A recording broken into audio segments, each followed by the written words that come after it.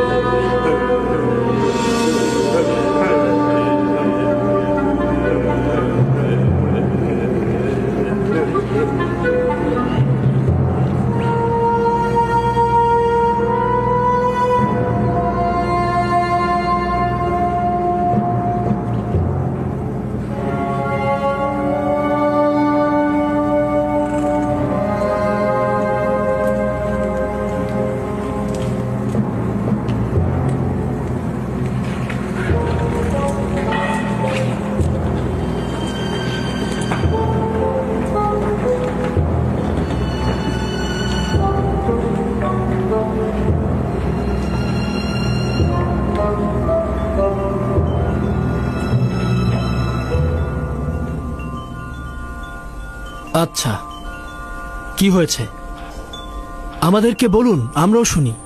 আমি অসংখ্যবার তালাশ করেছি, নক্ষত্র ও তারাপুঞ্জিদের অবস্থান নির্ণয় করেছি, মৃতের আত্মনাদ অন্বেষণ করেছি, শয়তান ও প্রেতাত্মাদের সহযোগিতা কামনা করেছি যেন আপনার খোয়াবের ব্যাখ্যা করতে পারি, কিন্তু এমন কোনো খোয়াব নেই যেগুলি আমরা ব্যাখ্যা করতে সক্ষম হইনি, কিন্তু আপনার খোয়াব একেবারেই ভিন্ন। এই খোয়াবের ব্যাখ্যা দেওয়া আসলে আমাদের পক্ষে সম্ভব নয়। মহামান্য বাদশাহ, আমরা 3 জনই আমাদের জাদুশাস্ত্র ও সামর্থ্য দিয়ে আপ্রাণ চেষ্টা করেছি, কিন্তু পারিনি। আমাদের সকল খোয়াব বিশ্লেষণকারীদের ব্যাখ্যা হচ্ছে প্রাগৈতিহাসিক কাল থেকে গরুকে মিশরের জন্য বছর হিসেবে ব্যাখ্যা করা হয়েছে। আপাতত এটাই পেয়েছি।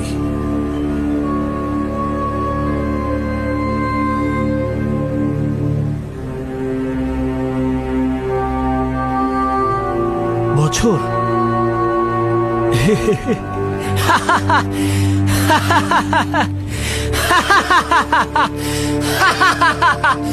বছর?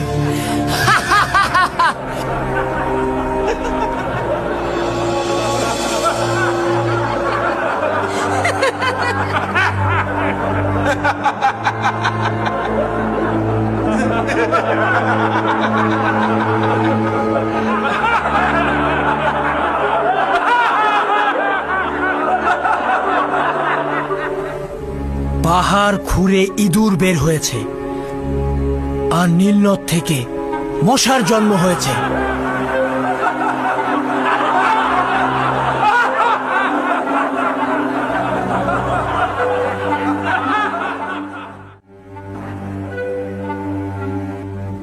আমার খোয়াবের ব্যাখ্যা হলো